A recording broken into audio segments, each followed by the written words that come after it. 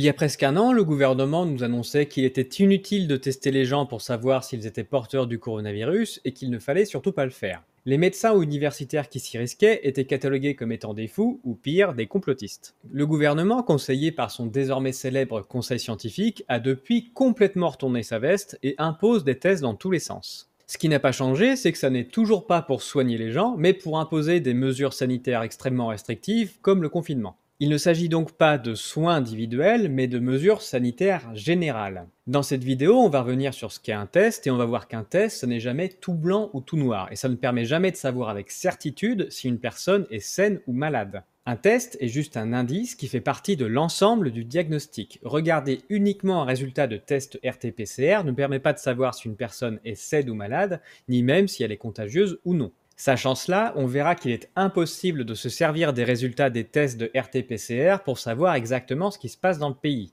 Au mieux, ça donne juste une idée des tendances. Dans tous les cas, baser des décisions aussi radicales que le confinement uniquement là-dessus, c'est soit une incompréhension complète du chiffre, soit une excuse complètement bidon. Les tests sont un élément pour mieux soigner individuellement les gens, mais s'en servir de socle pour une politique générale, c'est stupide et dangereux. Tout d'abord, revenons sur ce qu'est un test RT-PCR pour bien avoir en tête les différentes étapes et les incertitudes de la méthode.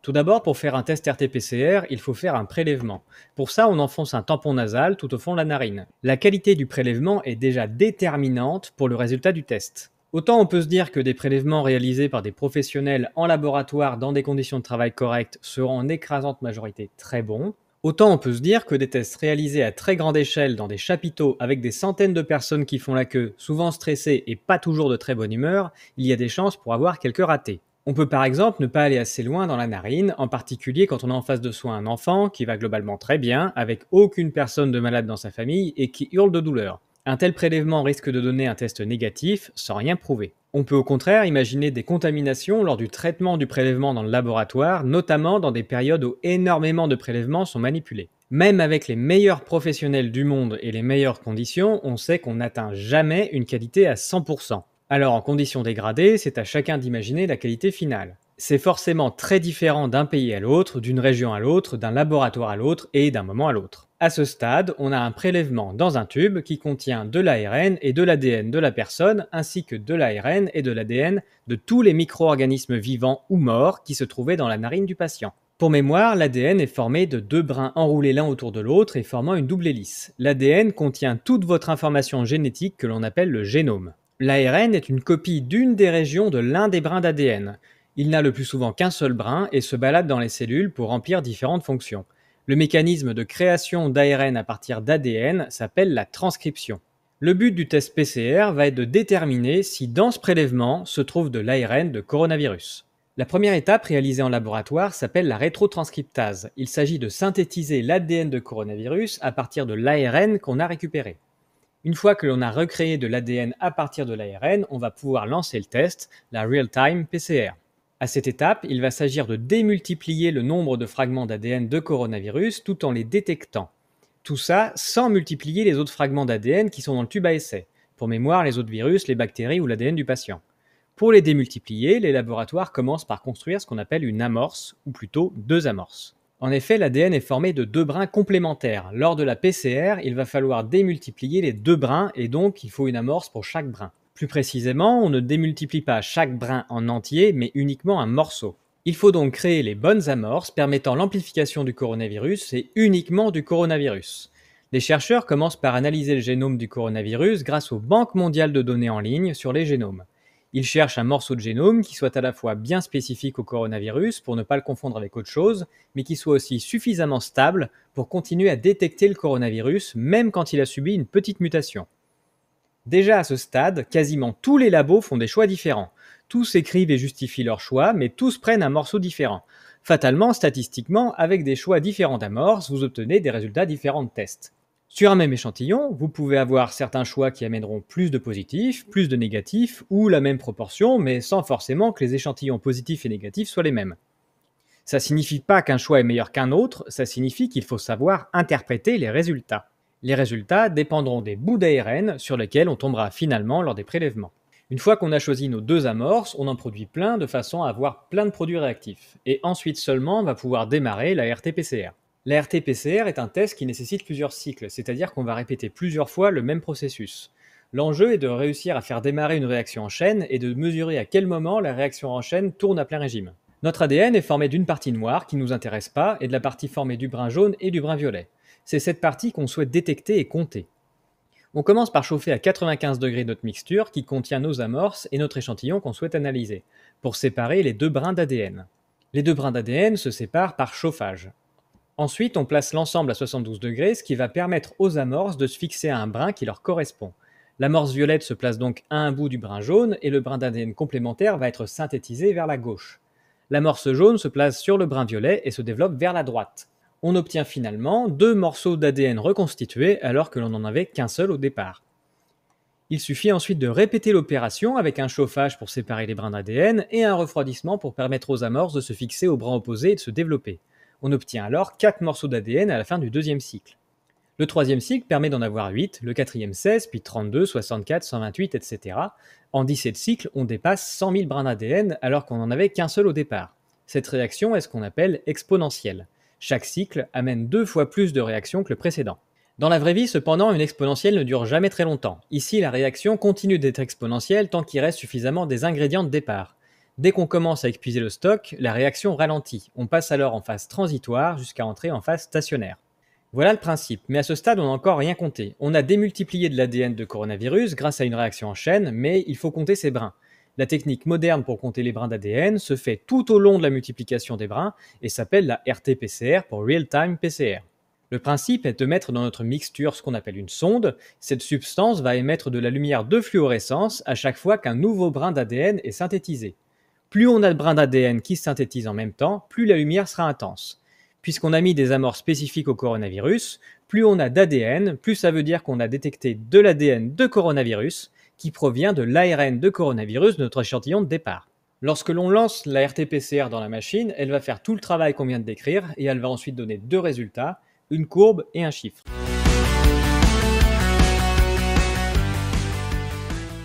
La courbe représente l'intensité lumineuse que la machine a observée en fonction du cycle. Au début, on a très peu d'ADN et la machine ne détecte quasiment pas de fluorescence. Ensuite, au fur et à mesure des cycles, la luminosité augmente beaucoup puisque la quantité d'ADN est doublée à chaque cycle. Lorsque l'on commence à manquer des ingrédients permettant la réaction, la luminosité n'augmente plus beaucoup et se stabilise. Le chiffre que donne la machine, c'est le nombre de cycles qu'il a fallu avant que la fluorescence ne commence à ralentir. Autrement dit, avant que la mécanique de reproduction de l'ADN ne commence à ralentir, très exactement, c'est le point d'inflexion de la courbe. Sur notre exemple, la machine dirait 18 cycles. Commençons par détailler le résultat du chiffre. Il faut savoir qu'une réaction en chaîne de RT-PCR commence très souvent à démarrer, même avec très peu d'ARN de coronavirus au départ. Il faut donc mettre une limite à ne pas dépasser, sinon on risque de mettre presque tout le monde en positif. Ici, sur un virus relativement nouveau, il n'y avait pas beaucoup de littérature pour savoir quel chiffre choisir. L'IHU de Marseille a sorti un article scientifique le 27 avril 2020 pour expliquer leur choix. En parallèle de la RT-PCR, ils ont mis en culture les résultats des prélèvements pour savoir si ces prélèvements contenaient suffisamment de virus pour pouvoir être infectieux. Le résultat est qu'un test RT-PCR qui donne un résultat au-dessus de 34, donc dont la phase exponentielle ralentit après le 34e cycle, correspond à une mise en culture qui ne s'est jamais développée dans leur échantillon. Puisque l'IHU n'avait que 183 cultures de tests positifs, ils sont restés prudents et ont évalué grâce à une courbe de régression que vous voyez en pointillé, un nombre de cultures positives en fonction du nombre de cycles. L'IHU de Marseille a donc considéré que 35 est la limite pour dire positif, car au-delà de 35, on est sûr d'avoir moins de 10% de cultures qui démarrent. Cela veut dire que si votre chiffre RT-PCR c'est 35, c'est que vous n'avez que 10% de chance d'avoir des virus vivants et transmissibles. Si votre chiffre c'est moins de 35, alors vous avez une probabilité plus grande que 10%, et si c'est plus de 35, vous avez une probabilité plus petite que 10%. Déjà, si votre chiffre est plus grand que 30, vous avez moins d'une chance sur deux d'avoir des virus vivants et transmissibles. Ce chiffre de 35 choisi par l'IHU de Marseille compte déjà beaucoup de monde en positif. Ce choix est donc très prudent pour n'oublier personne. Choisir 35, c'est déjà être sûr d'avoir un grand nombre de faux positifs, mais certains labos peuvent avoir décidé d'autres chiffres encore plus grands qui donneront encore plus de faux positifs. Pour enfoncer le clou sur les différences, passons à la forme de la courbe. Parfois, la machine vous rend un chiffre bas. Ici, dans l'exemple fictif, on a 7. Mais on voit en regardant la courbe que la réaction chimique n'a pas fonctionné. On a un début de réaction qui n'avance pas. Si c'est une personne qui analyse la courbe qui est responsable du test, elle décidera que c'est un test non concluant. Si la stratégie du labo, c'est de décider à la chaîne et qu'on ne regarde que le chiffre, on dira test positif.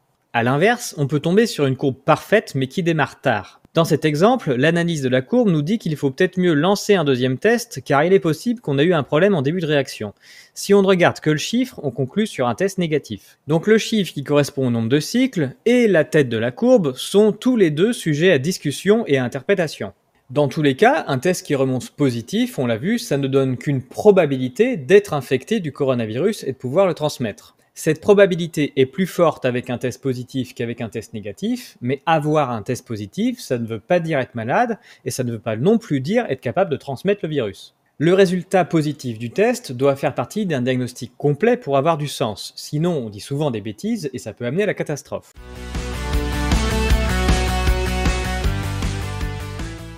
Un test a une certaine sensibilité. La sensibilité d'un test, c'est sa capacité à être positif quand une personne est malade. Par exemple, un test qui serait positif tout le temps est parfaitement sensible. Il détecte forcément tous les malades puisque tout le monde est dedans, mais ça ne sert pas à grand chose. Il faut aussi que le test ait une certaine spécificité, c'est-à-dire qu'il ne soit positif que quand la personne est vraiment malade. Par exemple, pour le sida, on effectue 2 tests. Le premier est hypersensible. Plus de personnes vont être positives au test que celles qui sont réellement infectées par le virus. Si vous sortez négatif du premier test, vous pouvez être sûr que vous ne l'avez pas. Ensuite, avec les positifs, on effectue un test plus spécifique de façon à ne garder que ceux dont on détecte vraiment des traces de VIH. Ces 2 tests doivent s'effectuer dans un diagnostic complet. Si on s'amusait à faire un test VIH tous les jours sur toute la population, on trouverait en positif des personnes vierges qui n'ont jamais eu de transfusion ni partagé de seringue. Il faudrait être complètement fou pour faire démarrer une trithérapie à ces gens sans faire un contrôle poussé piloté par un médecin. A l'inverse, si une personne a des rapports non protégés tous les jours avec de nouvelles personnes, se drogue et est couverte de tatouages, elle a beau présenter un bilan sanguin nickel, il faut mieux éviter d'être trop confiant. Vous pouvez aussi le constater quand vous faites un test d'allergie aux anti-inflammatoires chez votre généraliste. Votre généraliste n'a pas très envie de déclencher chez vous un œdème de quinque dans son cabinet. Son but, c'est pas de vous voir mourir pour ensuite conclure « Ah oui, il était bien allergique ». Il utilise donc un test soft qui déclenchera chez vous une micro-réaction si vous êtes hyperallergique. Si le test est négatif, vous êtes probablement allergique quand même, mais il faut faire un autre test à l'hôpital pour plus de sécurité. Ce test chez votre généraliste est hyper spécifique. Là encore, vouloir tester toute la population pour ne trouver personne d'allergique avec ce test et faire croire aux gens qu'il n'y a aucun risque, ce serait débile. Selon la stratégie qu'on veut mettre en place, on va choisir soit un test sensible, soit un test plus spécifique. Dans le cas du coronavirus, les tests proposés sont très sensibles parce que le but c'est de prévenir la pandémie. On aura donc un tout petit peu de faux négatifs, donc des personnes vraiment malades mais dont le test est négatif, mais on aura beaucoup de faux positifs, c'est-à-dire des personnes pas malades du tout mais dont le test est positif quand même. Si on récapitule, le test dépend 1. De la qualité du prélèvement, 2. De la mort choisie, 3. De la machine à PCR, 4. Du choix du nombre de cycles qui détermine la positivité, 5. De la qualité de l'interprétation des résultats, et 6. Bien évidemment du nombre de virus que vous avez dans le nez. Mais ce n'est qu'un des nombreux paramètres qui rentrent en ligne de compte. Tous les paramètres jouent dans le résultat final. Rappelons encore que le résultat final de ce test, ce n'est qu'une probabilité d'infection qui doit s'inscrire dans un diagnostic complet pour chaque personne.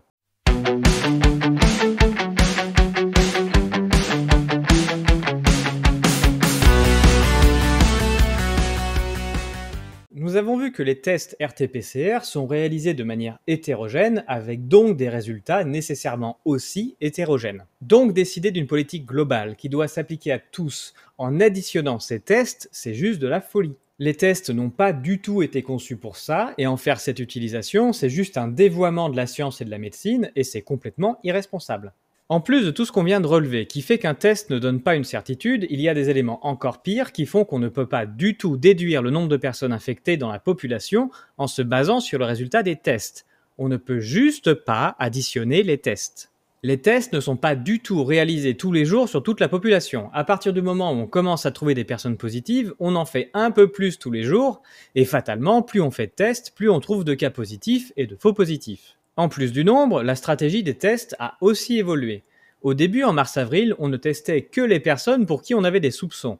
Donc on trouvait un taux de positivité bien plus élevé que la réalité dans la population, puisqu'on ne testait que ceux dont on pensait déjà qu'ils étaient positifs. Ensuite, l'été est arrivé et on a choisi de tester tout le monde après l'épidémie. On a donc trouvé beaucoup de négatifs et les positifs étaient certainement pour beaucoup des faux positifs. En septembre, nous avons eu une pénurie de tests et la stratégie est redevenue ciblée, donc ne reflétant pas la population totale. Cet hiver, au contraire, tout le monde a pu se faire tester, donnant l'impression d'une chute du taux de positivité alors qu'il s'agissait juste d'un changement de stratégie. La technologie de test n'est pas non plus la même partout. On en a parlé, les choix faits par les labos font que sommer le résultat, ça n'a pas de sens. Il ne s'agit pas des mêmes tests. En plus de la technologie, on l'a vu aussi, les méthodes d'interprétation des tests ne sont pas les mêmes partout et ont pu changer au cours du temps, notamment avec des préconisations du nombre de cycles. Non seulement on ne peut rien additionner proprement, mais on ne peut même pas comparer les nouveaux résultats aux anciens. Même au sein d'un même pays, tous ces paramètres sont différents selon les régions, avec les ARS qui interviennent et les labos de manière plus ou moins marquée selon les choix personnels des chefs et la pression politique. Donc rien qu'au niveau France, prendre des décisions aussi graves sur des chiffres qui sont une somme de trucs qui vont dans tous les sens, en espérant qu'ils ont un vague rapport avec la réalité, c'est un dévoiement complet de la science. Toutes les études internationales qui prétendent montrer des choses avec ce genre de données, c'est juste de la propagande politique. Les tests sont un élément de diagnostic individuel et n'ont jamais été conçus pour servir de base à un calcul de propagation de maladies. Les tests ne peuvent juste pas servir de base statistique, c'est bien trop hétérogène et bien trop sujet à interprétation. Au mieux, on peut en tirer des grandes tendances si on suppose que toutes les erreurs sont à peu près tout le temps les mêmes au cours du temps. Et c'est la seule raison pour laquelle ces chiffres ont été agrégés par Santé publique France. C'est pour obtenir des tendances. Ce que nous vivons, c'est une prise de contrôle du soin par des gens qui pensent qu'il est plus efficace de se servir des statistiques pour décider la même chose pour tout le monde, plutôt que de laisser les médecins soigner individuellement les gens. Ils empêchent le soin individuel et imposent leurs lois en justifiant leurs décisions sur des statistiques qui sont complètement sorties de leur contexte et de leur rôle. Vous remarquerez que cette destruction du rôle du médecin pour le remplacer par un choix automatique basé sur des chiffres, c'est la même chose que la destruction du métier de prof pour le remplacer par un perroquet qui sera juste là pour passer aux élèves les cours déjà préparés par le ministère sur tablette. C'est aussi la même logique qu'ont vécu les banques en remplaçant le métier de banquier qui investit dans les projets réels par des algorithmes qui sont juste là pour maximiser la rentabilité. Tous les petits patrons savent que depuis des dizaines d'années, on a de plus en plus de mal à obtenir le soutien des banques pour des vrais projets. C'est le même principe qui a fait supprimer tous les bureaux de poste, ou tous les guichets de gare, ou tous les bureaux d'accueil de l'administration pour remplacer tout ce petit monde qui travaillait avant par des pages internet. Cette logique, c'est la déshumanisation de la société au profit de quelques-uns. Remplacer les enseignants par des logiciels, des médecins par des algorithmes et des médicaments, et des personnes au guichet par des pages web, ça permet à ceux qui détiennent le capital de s'enrichir toujours plus en distribuant toujours moins à ceux qui faisaient le boulot avant. Ça enrichit les plus riches, appauvrit les plus pauvres et détruit la société. Il serait peut-être temps de changer de modèle de société avant d'arriver à une situation où les interactions entre humains n'existeront plus. Une situation où plus personne ne se fait confiance. Une situation où les gens restent chez eux parce qu'ils ont peur de sortir. Une situation où il est même considéré dangereux de se rassembler. Une situation où on n'échange même plus un sourire avec les personnes qu'on croise. Une situation où on n'embrasse même plus ses proches. Oups.